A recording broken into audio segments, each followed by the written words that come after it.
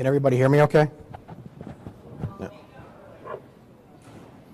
Is this any better? All right. They say a picture says 1,000 words, and with that I have about 67 slides. We have an awful lot to get through in 45 minutes, so I'm going to be moving pretty quickly.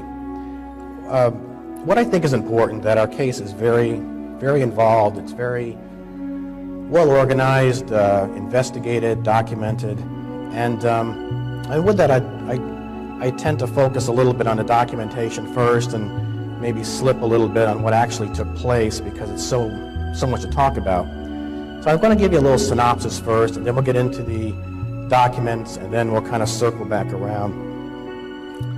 In 1966, my family had a horse farm in Sheffield, Massachusetts. There was about 80 acres. We had a couple of different accounts, 66, 67, and 69 actually, that although it involved our family, there were a lot of locals, there were a lot of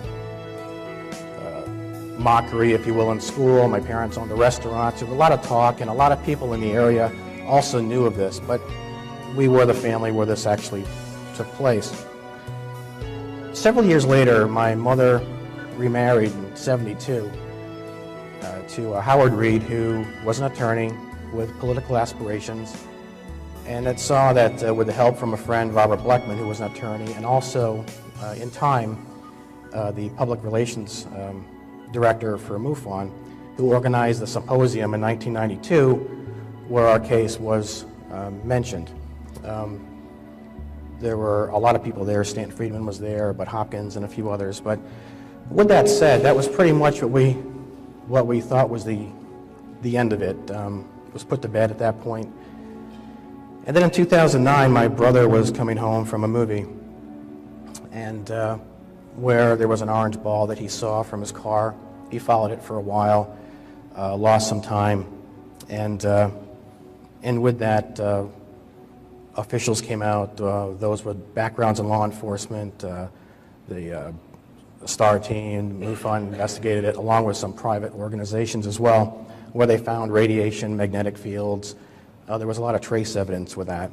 So that's what fueled our case and how I'm standing in front of you today. So with that, I'd like to move along, since we have an awful lot of slides. I want to talk about the official reports. There's polygraphs, radiation, magnetic fields, physical evidence. Again, we'll touch on the 1960s accounts a little bit more in detail, our belief and understanding.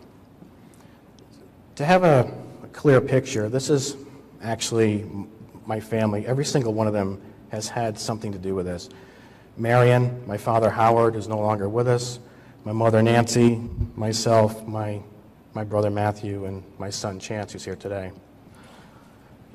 My father, and how this got to the UN, ran for office, and although he lost his first run, he was elected to office with the help and support of and backing from Christopher Dodd. And today there's actually a proclamation in the city of Bridgeport that recognizes October 6th as a local recognized holiday for our family.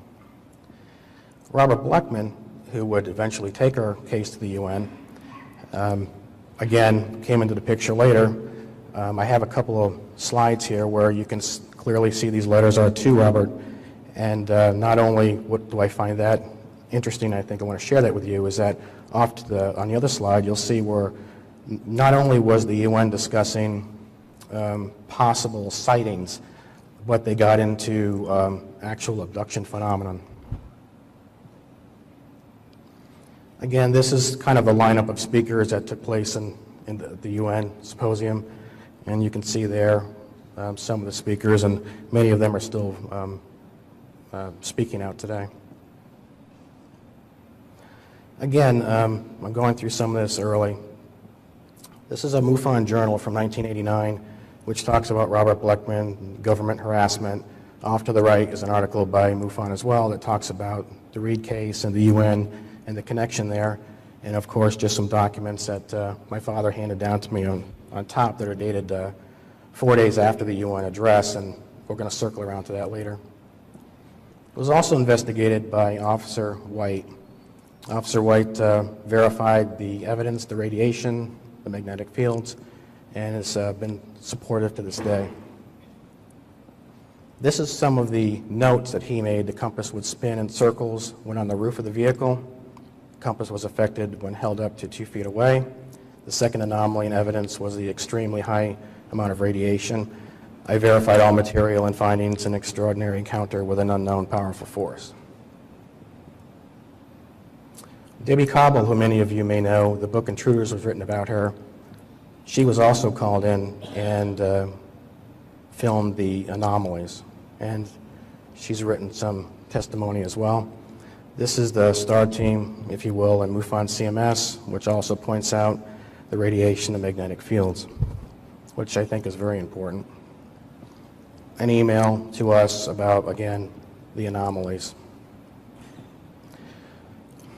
What happened in '66?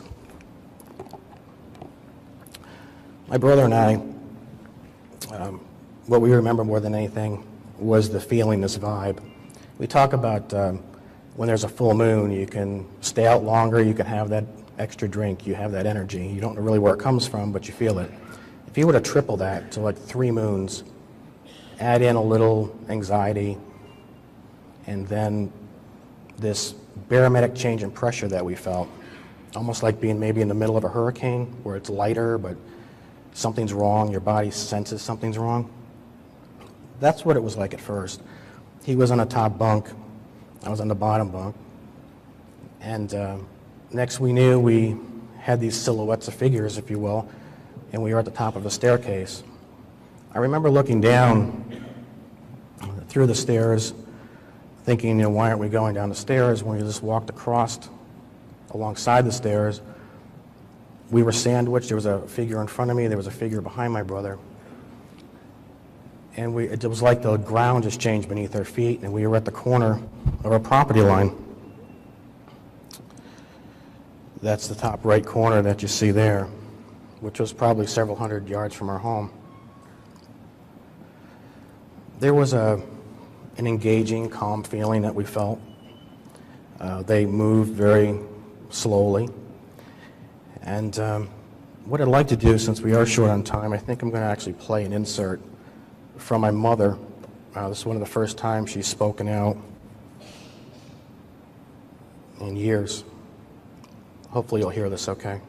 And have you had any other experiences beyond that? I mean, I think you had some later on. Later on, yes. Many years later on, as a matter of fact, when we had our home in Sheffield, Massachusetts, incidents happened again. And actually it started with my sons. Yeah. It wasn't so much directly with me, although I had never forgotten that. And when I'm talking to you about it right now, I can feel it exactly as it was in 1954. It was that frightening. But the connection seemed to come with Thomas and Matthew. And we lived on a farm, which is very far out of town. It was another very rural area. And they... whatever it was, I'll call them aliens for lack of another word, actually, they seemed to want to connect with them, my children. It wasn't so much myself. I was there. I remember the incidents very well from my perspective.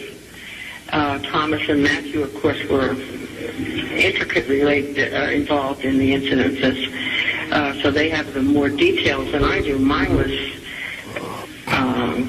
for instance, when they were missing, trying to find them when they were missing from the house, that kind of a thing. I'm sure Thomas has talked to you about this anyway. So, are you aware that your mother or anyone else in your past family has had any kind of experiences like this? My mother, not in the past, but she was living with us at the time, in the 60s when we had the farm, when a lot of the incidents happened to Matthew and Thomas, and she also experienced some of, especially when we were riding back in the station wagon, that incident. My mother was there and very much involved with that. Okay, that was a little lengthy, but I wanted to hear it from her voice rather than me try to relay that for her. This is actually the area that we walked through. Actually, my son and I went back there about last year, and I showed him where this happened.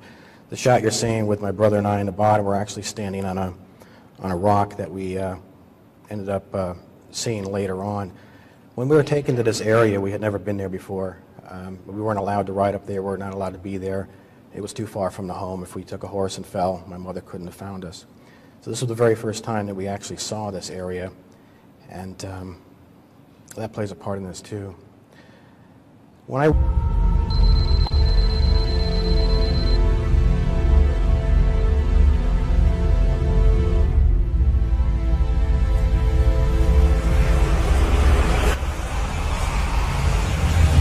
walked down that path with my brother in '66, we had passed this rock, and then there was this wishbone tree, which I spent a lot of time with an illustrator putting this together. That is pretty much what we saw.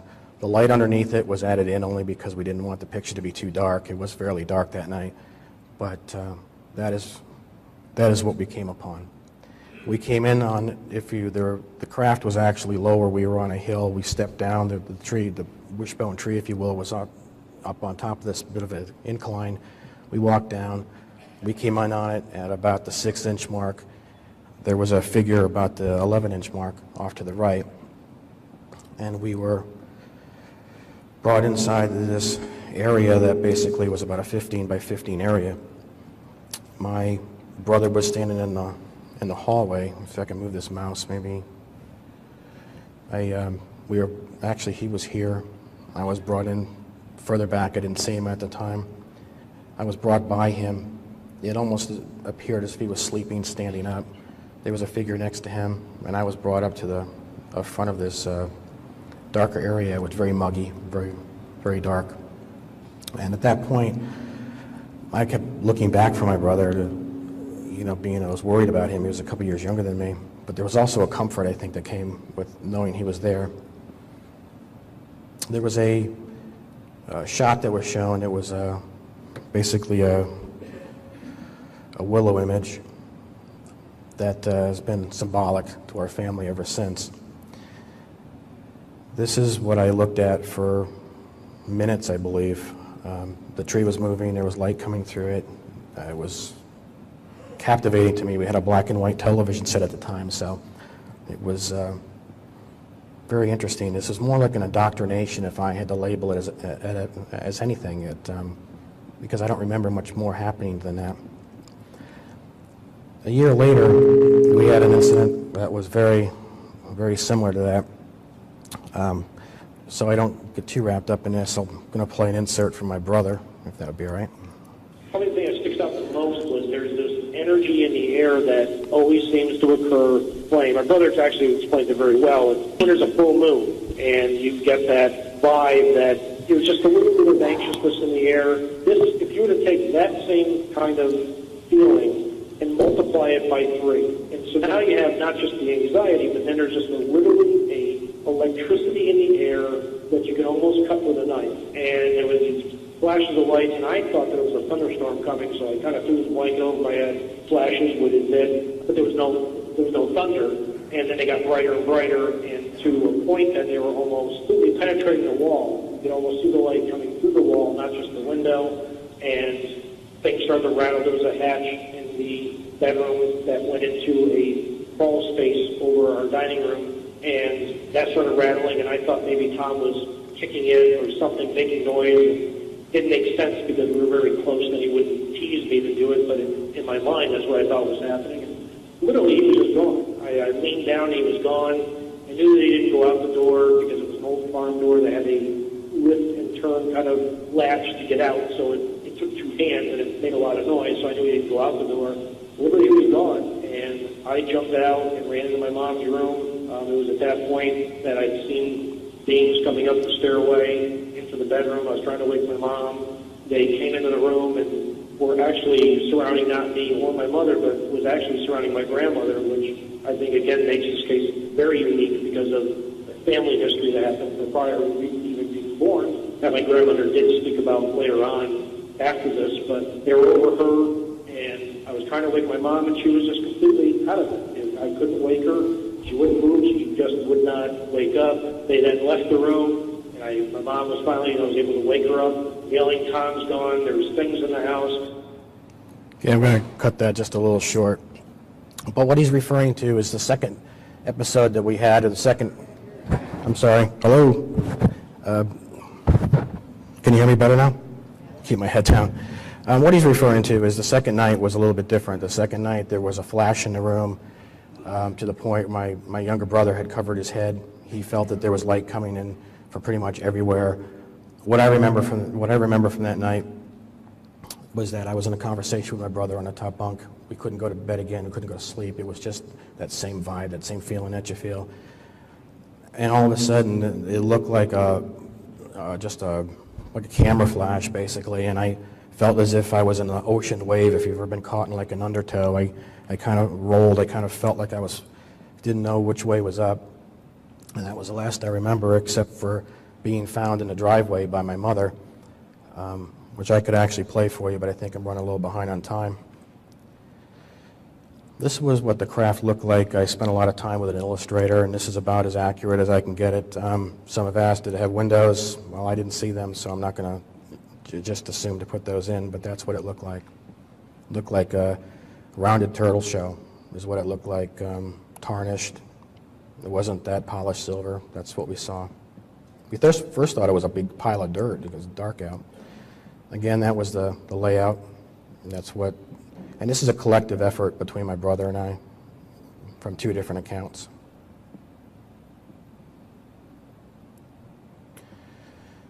What really did it for our family was 1969. I was in a horse show. My saddle came loose. I was taking home on a different route, and had gotten a brown ribbon. I was pretty upset about it. So my family took me out, or my mother, I should say my grandmother, took me out for a bite to eat and an ice cream like most parents would do. We were in the tri-state area up near the Connecticut, New York, Mass line when I was giving my brother a fireball, actually. My grandmother turned around from the passenger seat and had looked over the back of the car and had seen lights coming in.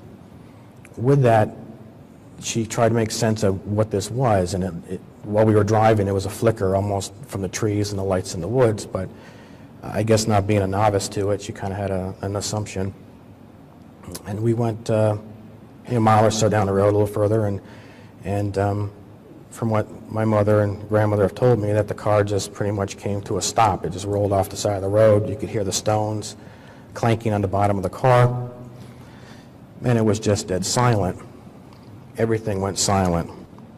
Then there was, and we all remember this, just eruption of crickets, but it was loud. It was just went from dead silent to an eruption, and then we were in this holding area. That's how fast it was. That's all we remember. I wish I could tell you more about what happened. I was walked out. This figure came in about 5 feet or so, and I walked up to it. The earlier accounts seemed to be more of an indoctrination, softer. This was a little more barbaric, if you will, or should say fast-paced. It was harsh. I was taken out this door. These walls here were extremely high. It came to a sharp T. I took a left, and I was held or escorted along by my left arm. There was a force on my left arm, and I was taken into this room. When I came into this room, there were these figures that were extremely disturbing. There were 2 at the bottom of this table that I was to sit on at the time, not lay on, but sit on. So I slid up on it. It was actually very low. I do remember that. Tables were like bronze, too. I remember that. And this is, again, an illustration that is really the best way that I can get this across to you on what it was like. As you see, I'm sitting there. Before that happened, I was actually upright.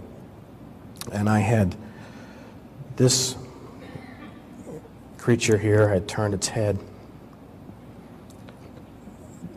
These are pretty much to scale, but they were basically off to the right. I had jumped off and gone out this opening, which was very bright. I had come into a large, open, intersecting hallway that looked like a Y. Huge, very wide hallways, 3 intersecting. There were 2 off to this side that were very close together. The third one was further away. So I came off center, and I didn't know where to go. It was like I ran into an auditorium, and I was taken, I was grabbed, and I was put on this table, as you see before you. There were holes in the side of it, and this thing had lowered over me. It was like a cage. I felt it was to keep me from running.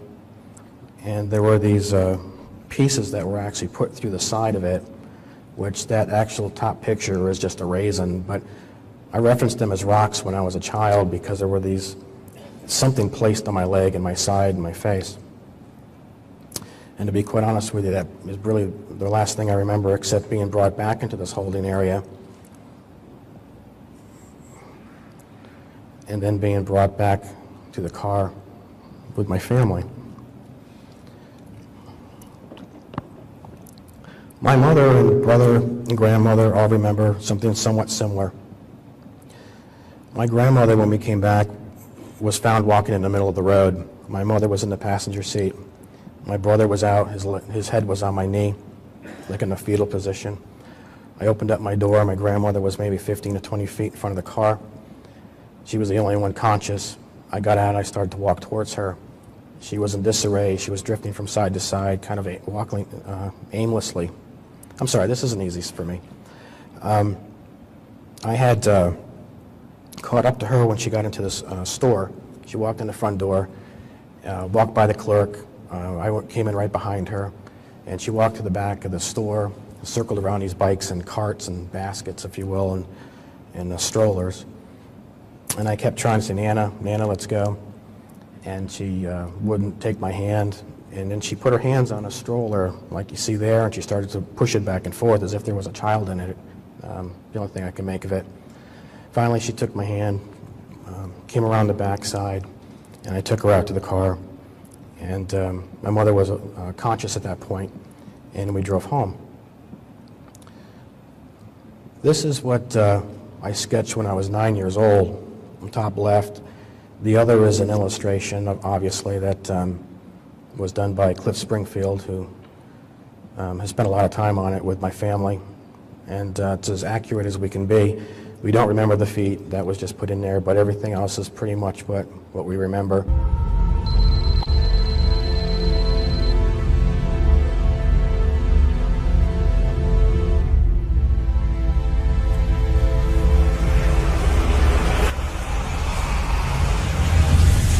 We're not sure if it had 2 arms or 3 arms, but the illustration that I made when I was a child looked like it was hairier, but that's the best that we can come up with without over-speculating or going too far with it.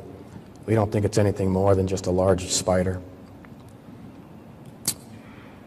Later on, our family was pretty shook up. My bedroom was moved. I was moved into my mother's room. My mother came in to give me a kiss goodnight. Since my mother was actually divorced at the time, she used to come in all the time, twice, to say goodnight to us.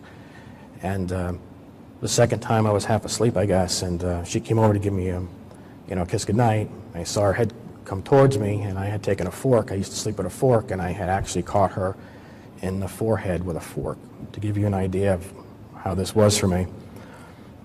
What was interesting about that, too, is this was years later. My mother had since planted a willow tree at a watering hole for her horses, and I could see it out my window, so sometimes I think maybe that triggered something. Not sure why I did that, but the sketch that I drew on the bottom left actually hung in this classroom.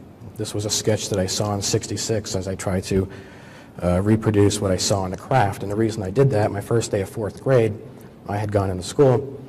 The teacher asked me to take my seat, and I looked on the wall, and there were all these sketches from children from the year before. This is the first day. And they were green men from Mars and different spaceships and so on. And I said to the teacher, they're not green and they're not from Mars. And she asked me how I knew that. And of course, she didn't believe a word of it. But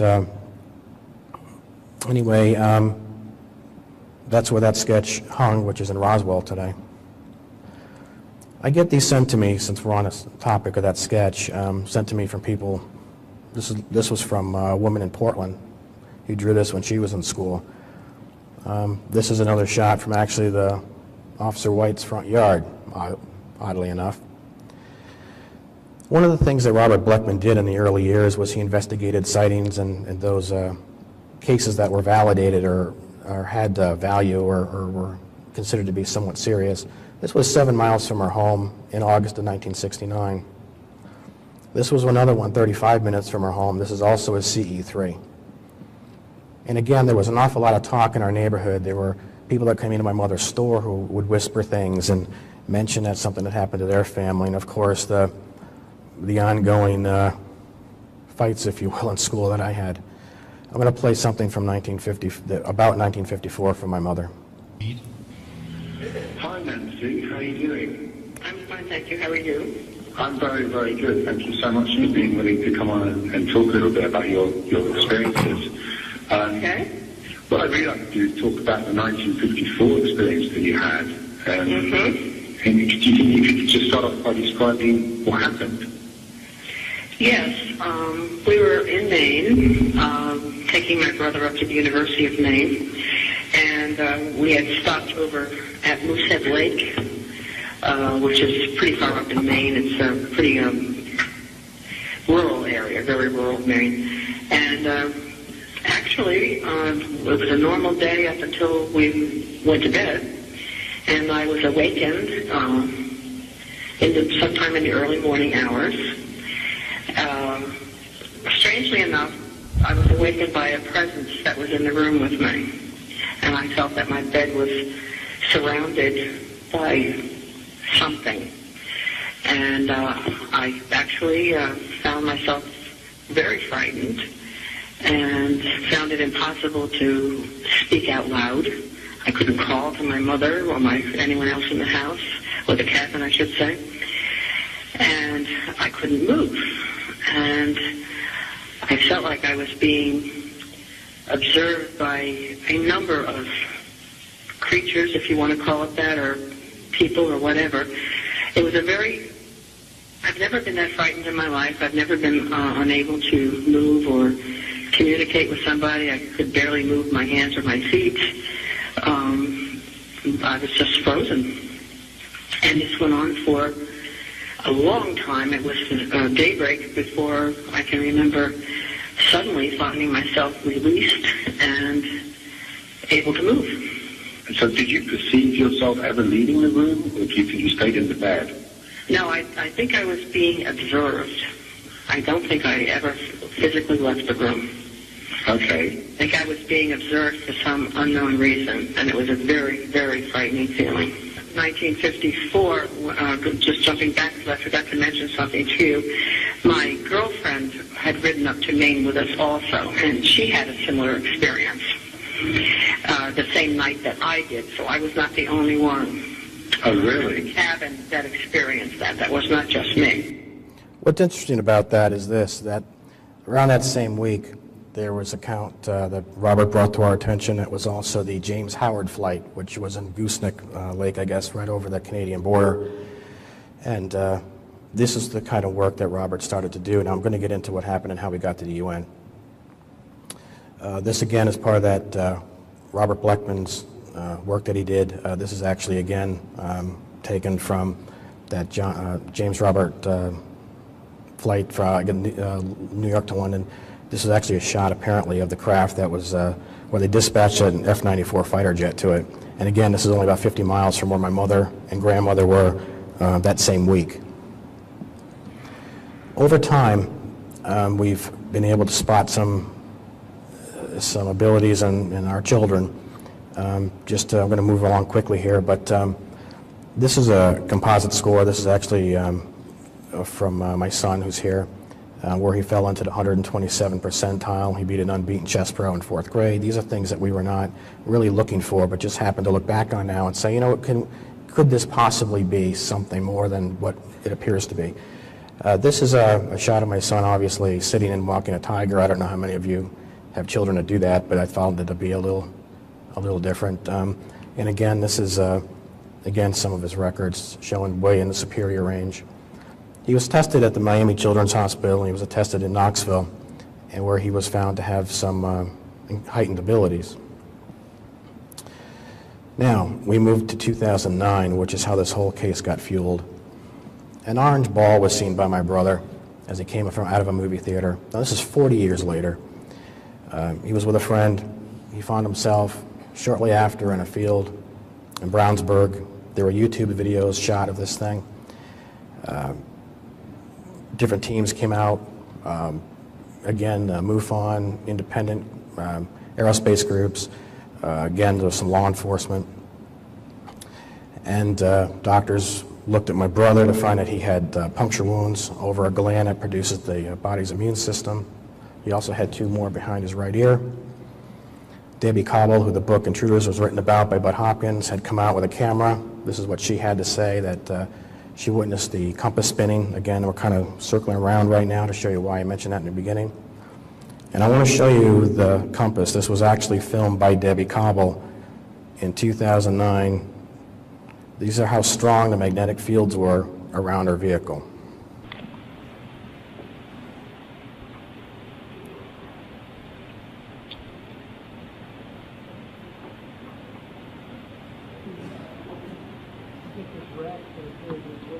Oops.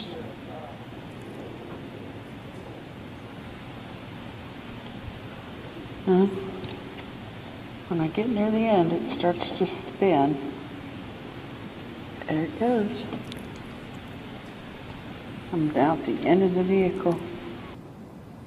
Now, why I think that's important is that if you look into or look at the studies that have been about the electromagnetic fields and the pulses around the brain, you can actually cause hypnotic state by these tuned ELF, these low frequency ELF.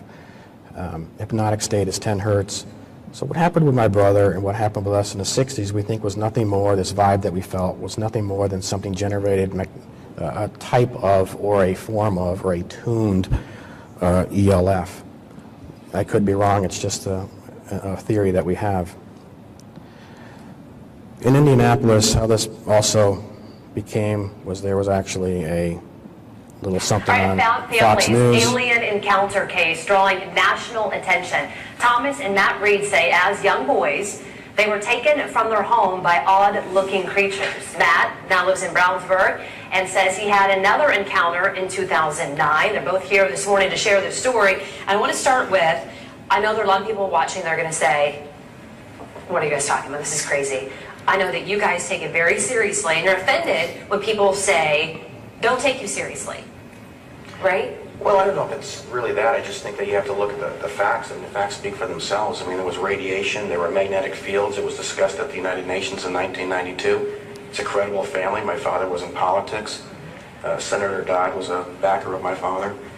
This happened back in the 1960s. The first time? Yeah. Okay. And it was kind of historic in some respects, but it was kept quiet. And then in 2009, when Matthew was involved with this case here, it kind of fueled everything. Yeah. And it was taken very, it was handled very professionally. Let's talk about what did happen, and let's start with 2009. Right. What happened, and describe to us. And I know we have some photos and some pictures of things. Right. In 2009, it was a typical evening, and a friend and I, we came back from a movie, and essentially saw this orange ball of light start to follow it. My vehicle completely shut down. There was almost $2,000 worth of damage to the vehicle, the electrical system. I have an hour and 32 minutes of missing time. I do have flashes of what occurred then.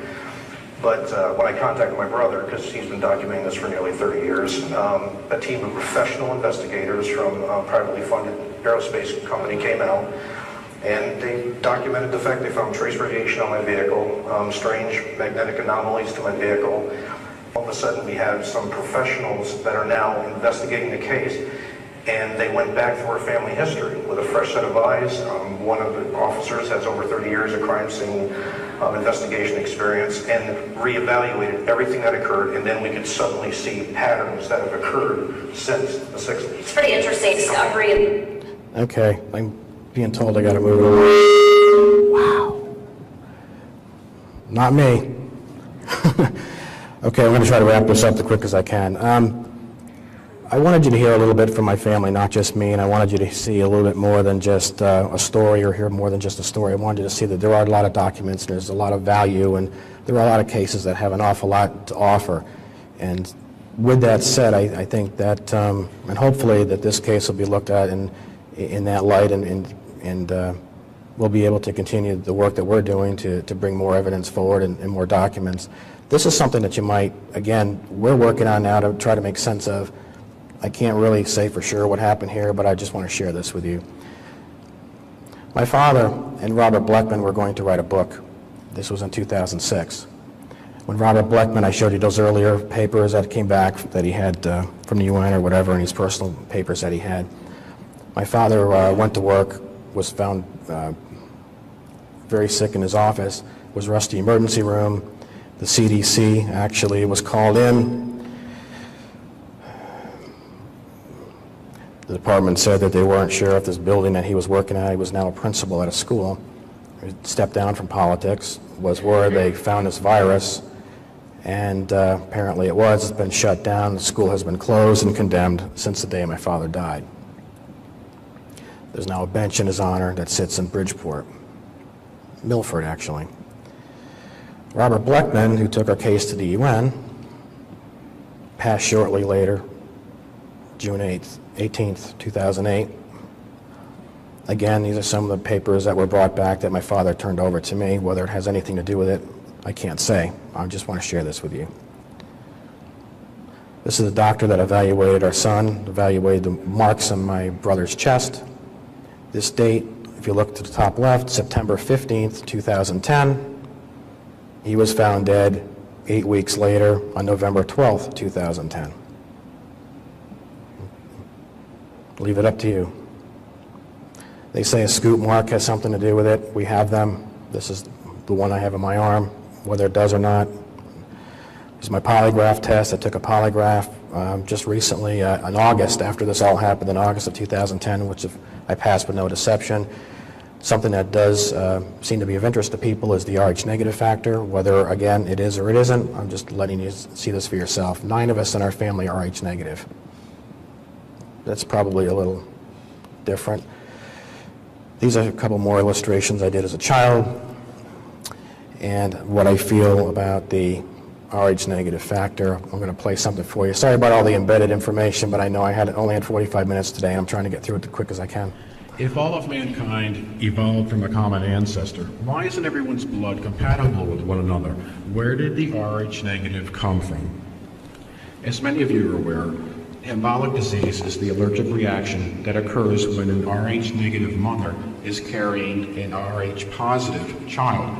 Her body builds up antibodies to actually destroy the alien substance, the same way it would a virus, thereby terminating the infant. Why would a mother's body reject her own offspring? Nowhere else in nature does this occur naturally. This problem does occur in mules, the cross between a horse and a donkey. The fact alone points to the distinct possibility of a cross-breeding between two similar but genetically different species.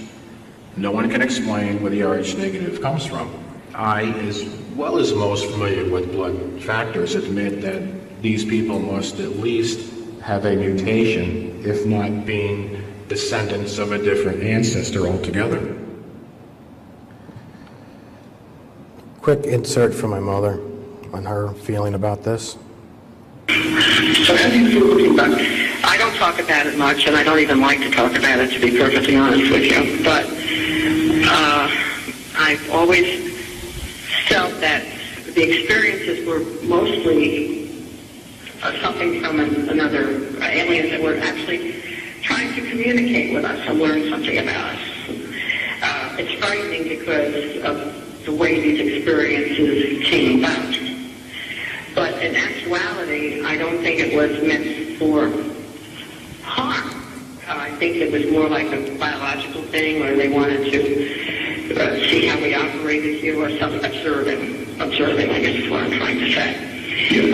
Changed my belief because I believe that we're all part of a creation. I think we're all part of a larger world.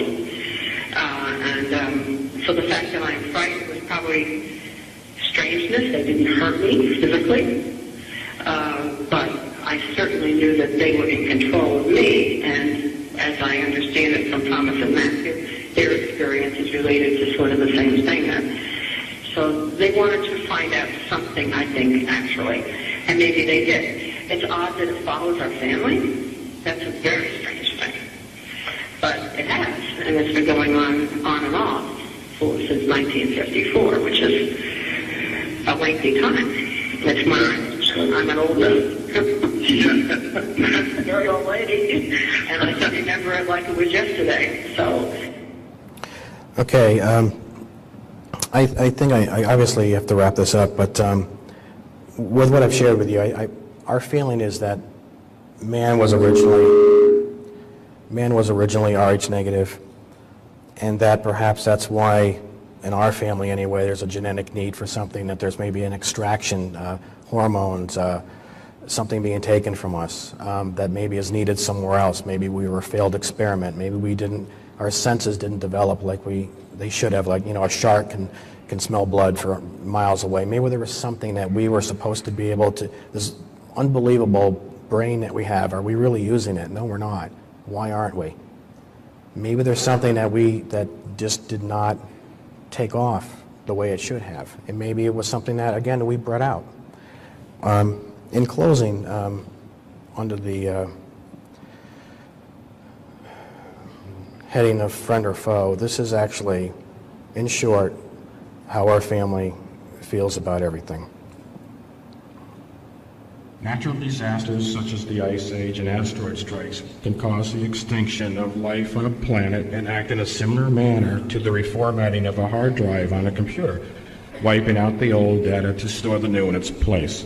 These reformats of life on the planet allowed it to become a breeding ground for the millions of creatures that live here today. The species that live here now are radically different from the creatures that lived here before. For example, a modern bird is on average 8 inches from head to tail, and we accept that as normal. Air creatures before were typically over 20 feet long and had 36-foot wingspans.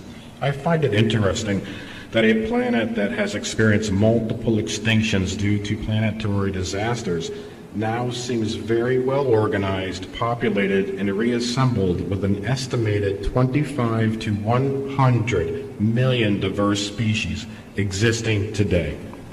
I personally believe that mankind is part of this repopulation and that we are the product of previous gene manipulation and DNA splicing by these extraterrestrial entities to manufacture a new species with a specific biological quality common to both us and them. I believe we are distantly related in that they are harvesting particular biological products such as hormones or antibodies from specific biotypes to create a purified hybrid species somewhere else.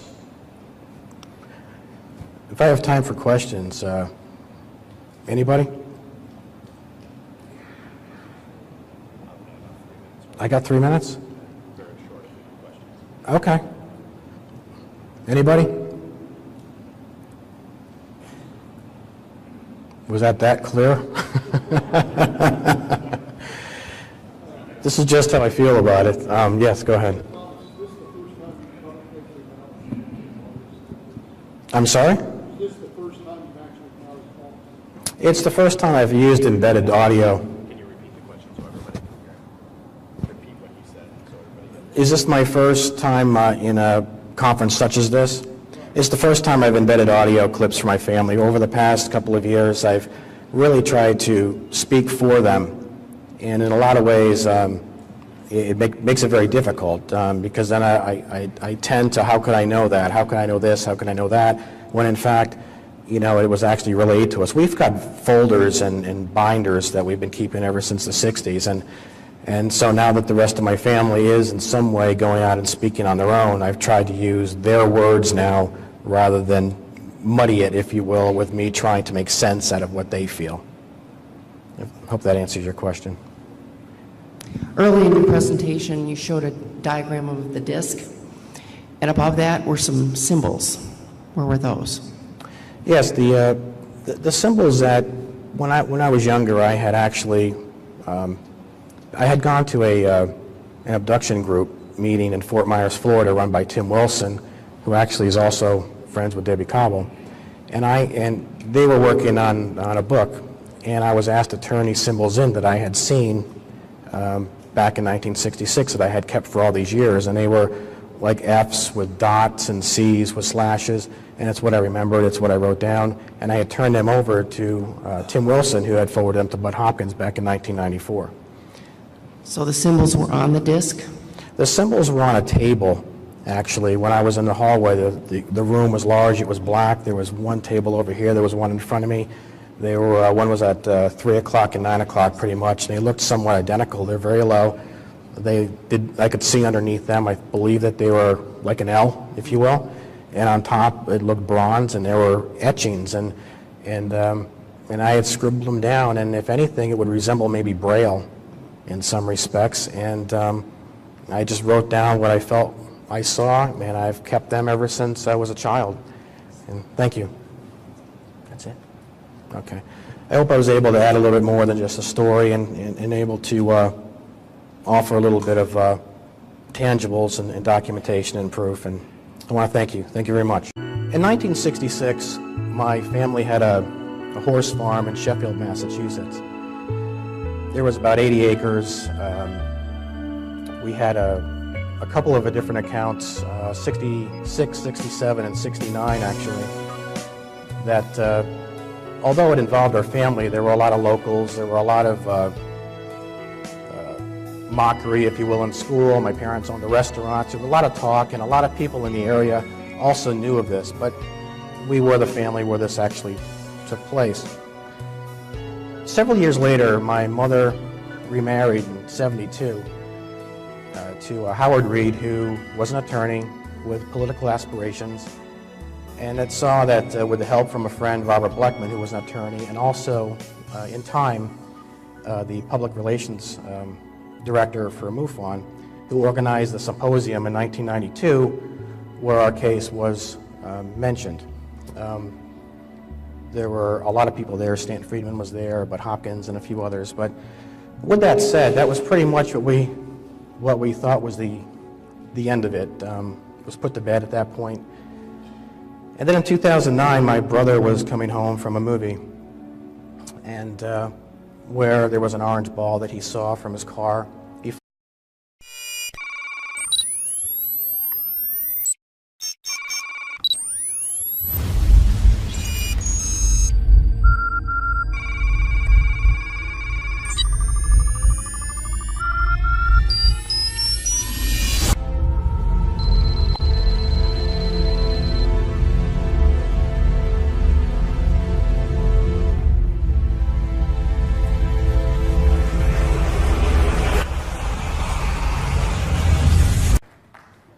Can everybody hear me okay?